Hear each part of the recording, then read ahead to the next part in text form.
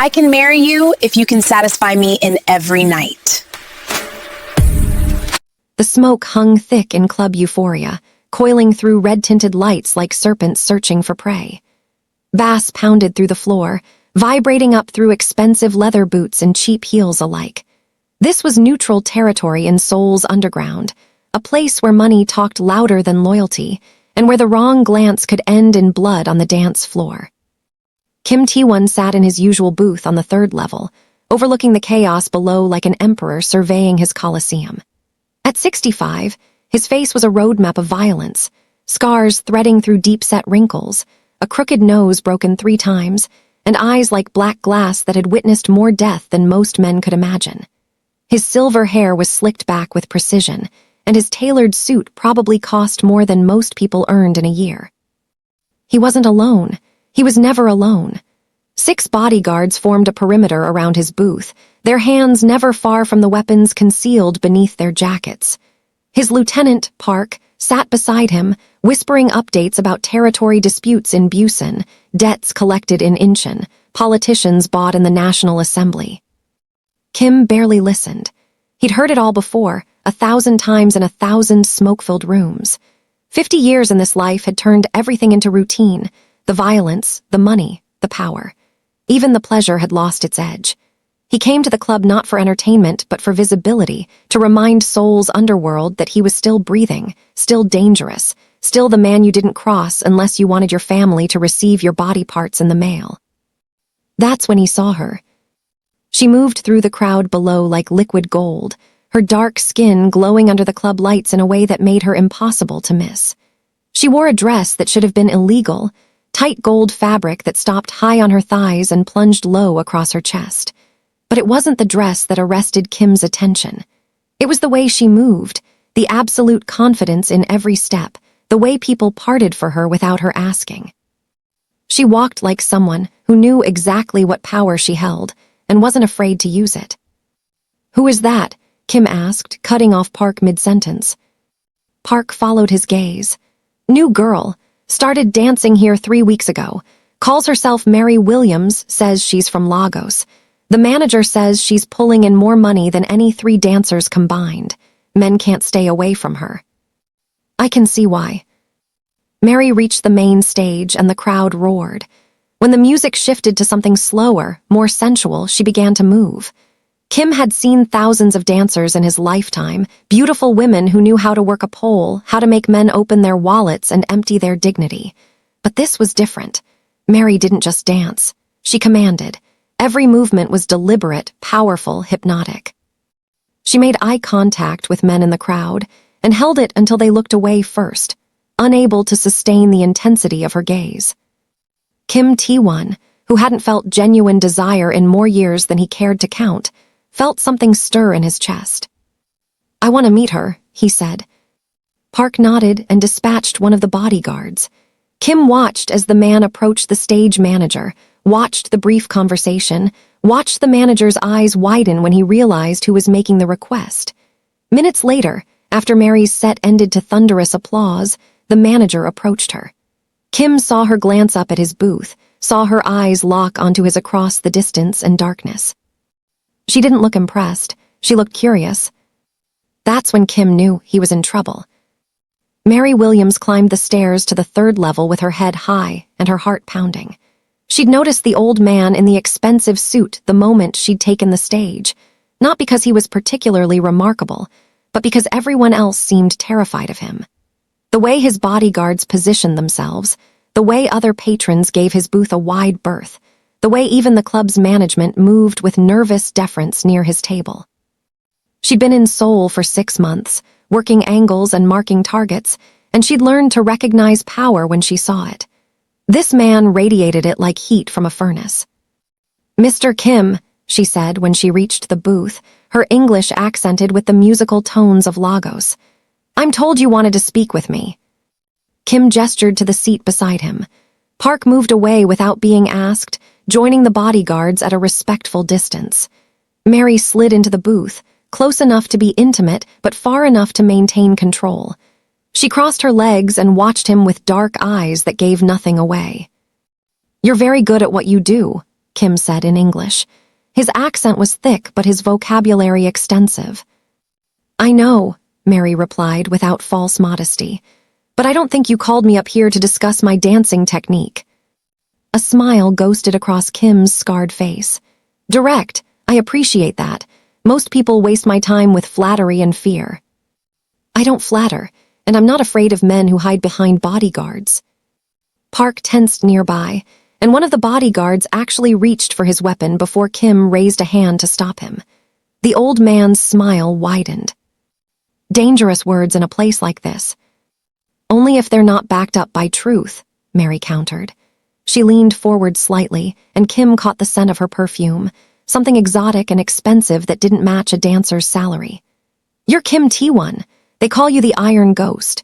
You've run the Western Territories for 40 years. You've survived 3 assassination attempts, 2 government investigations, and a war with the Yakuza that left half of Gangnam painted red. You're rich, you're powerful, and you're probably one of the most dangerous men in Asia. You've done your research. I always research the men who might become important to me. Kim's eyes narrowed. And am I important to you? Mary leaned back, and her expression shifted into something unreadable.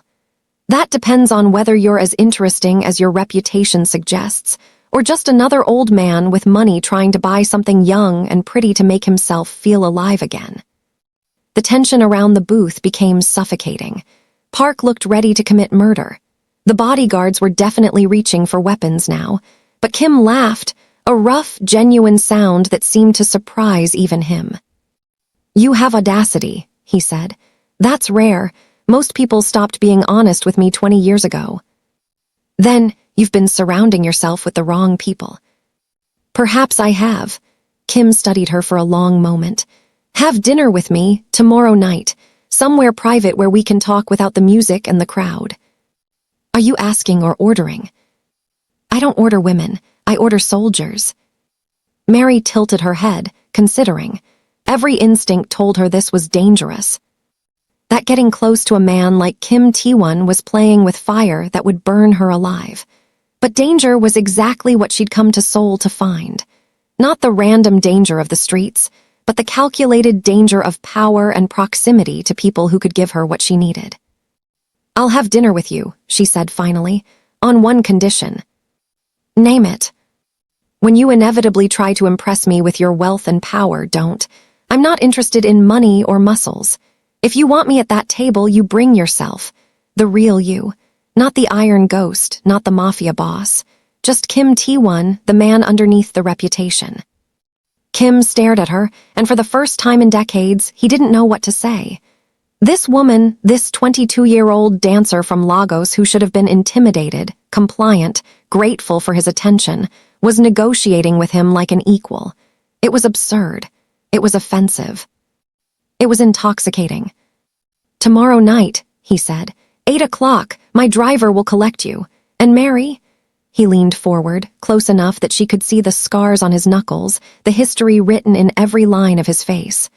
I haven't been just Kim Tae-won in so long, I'm not sure he still exists, but for you, I'll try to find him.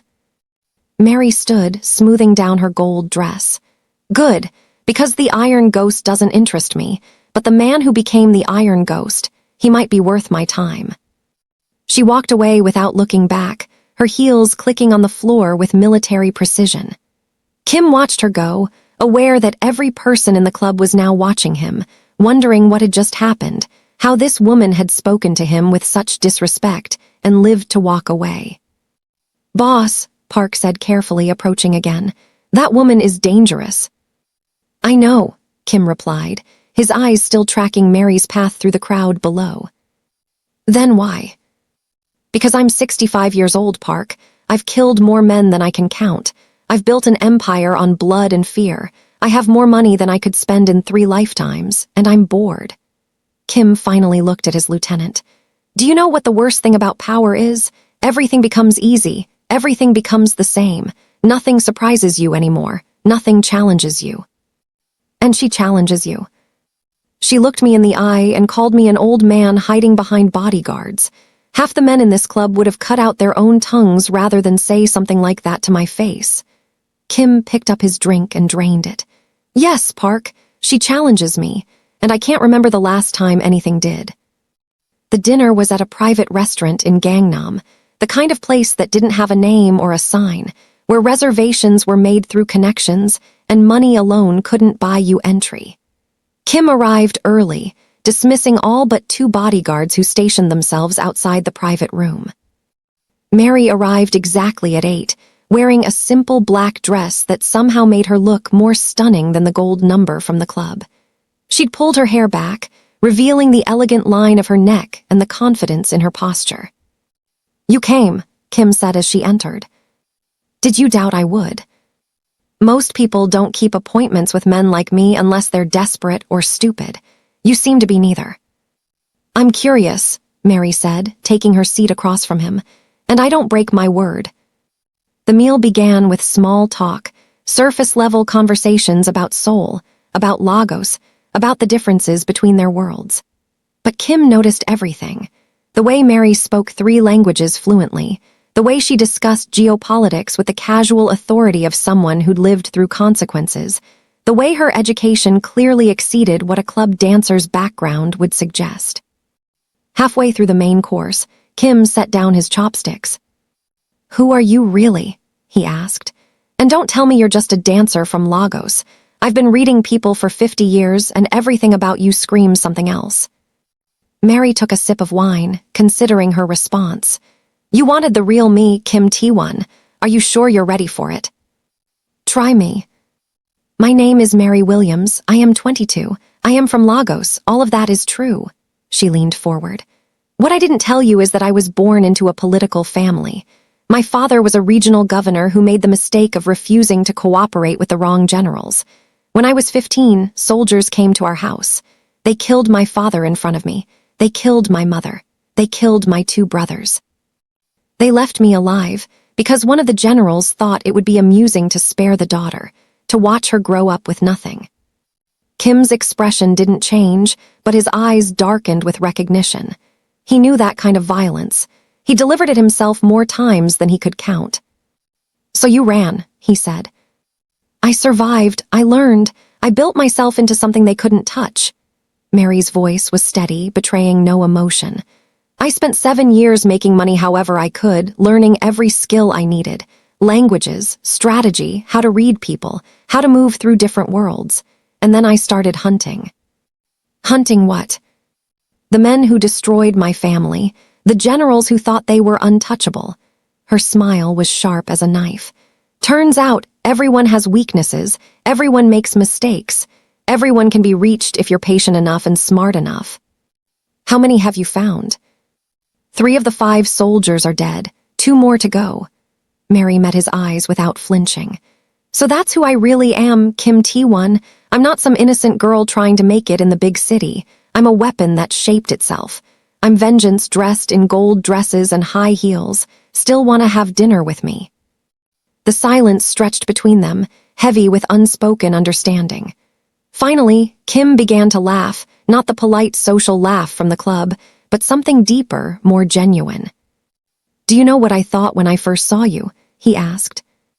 That I was beautiful, and you wanted me. No, well, yes, but not just that. Kim poured more wine for both of them. I thought, that woman knows what it means to walk through fire. That woman understands what it costs to survive, and I was right. Does my truth disappoint you? Disappoint? Mary, I spent 50 years in a world where everyone lies, where everyone pretends to be something they're not. You just showed me more honesty than I've received from anyone in decades. He raised his glass. To survivors, to those of us who refused to die when we were supposed to. Mary clinked her glass against his. And to dangerous old men who don't bore me. They drank and something shifted between them. Not love, not yet, but recognition. 2 predators acknowledging each other across the table. 2 people who'd seen the worst humanity had to offer and decided to become worse in response. Tell me about your empire, Mary said. Not the official story, the real one. And Kim did. He told her about the poverty of his childhood, about joining his first gang at 12, about the first man he killed at 15. He told her about building his organization through ruthlessness and strategy, about the alliances made and broken, about the wars fought in the shadows of Seoul's glittering skyline. He told her things he'd never told anyone, secrets that could destroy him if they reached the wrong ears.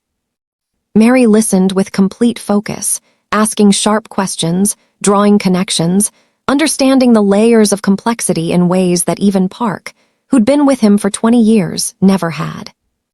Hours passed. The restaurant staff knew better than to interrupt. Outside, the city transformed from evening to night to the early hours of morning, and still they talked. Finally, as dawn began to paint the sky in shades of gray, Mary leaned back in her chair. "I can marry you if you can satisfy me every night," she said, her voice matter-of-fact, as if discussing the weather. Kim blinked. "What?"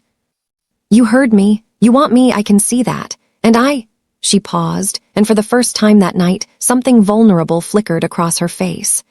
"I've been alone for 7 years, cold, focused only on revenge. But tonight, talking with you, I remembered what it felt like to connect with another person who actually understands. Mary, I'm 65 years old.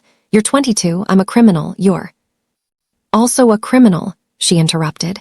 "Let's not pretend I'm some innocent victim. I've killed 3 men in cold blood. I've stolen, manipulated, and destroyed lives to get what I needed. The only difference between us is scale and experience." "But marriage?" "Why not? You're bored. You said so yourself. You're looking for something to make you feel alive again. And She stood up and walked around the table, stopping directly in front of him. "I'm tired of being alone. I'm tired of cold hotel rooms and temporary identities. I'm tired of pretending I'm something I'm not." Kim stood to face her, and despite the 43 years between them, despite everything that should have made this absurd, he felt drawn to her like gravity. "What do you mean, satisfy you every night?" he asked. Mary's smile turned predatory. "I don't just mean sex, though that's part of it. I mean challenge me, surprise me, make me think and feel and fight to keep up. I want a partner, not a provider. I want someone who sees me as an equal, not a possession. Give me that, and I'll give you the same. Give me that, and I'll stand beside you in this violent world and make it even more interesting." "You're insane," Kim said, but there was no heat in it. "So are you. That's why we'll work." They stood there in the gray dawn light, 2 killers contemplating a union that made no sense by any conventional measure. But nothing about their lives had ever been conventional. "If I agree to this," Kim said slowly, "there are things you need to understand. Enemies will see you as a weakness to exploit. My organization won't accept you easily. Some will try to kill you just to hurt me." "Good," Mary replied. "I was getting bored with only 2 targets left. I could use more challenges." "You're serious?" "Completely. Are you?" Kim reached out and took her hand, the first time they'd touched beyond a handshake. Her skin was warm, and he felt her pulse, strong and steady beneath his fingers. In that moment, he made a decision that would change everything, that would set in motion events neither of them could fully predict. "Yes," he said, "I'm serious, but we do this right. You meet my organization, you prove yourself to them. And if you still want this after you've seen the full reality of my world, then we'll talk about marriage." "Deal," Mary said. She pulled him closer, close enough that he could feel her breath on his face. "But I should warn you, Kim Tae-won, I don't fail tests, and I don't back down from challenges. So when I prove myself to your people, when I show them I'm not some gold digger or naive girl, you'd better be ready to keep your end of the bargain. And if I can't satisfy you every night, then I'll leave, and you'll never see me again. But something tells me—" She stood on her toes and kissed him, brief and electric, before pulling back. "Something tells me you're more than capable of keeping me interested." As dawn fully broke over Seoul, casting golden light through the restaurant windows, 2 people made a deal that would shake the foundations of the city's underworld. Neither of them knew yet what they'd really set in motion. Neither understood how their union would attract attention from enemies old and new, or how their passion would become legend and nightmare in equal measure. They only knew that, for the first time in longer than either could remember, they felt truly alive.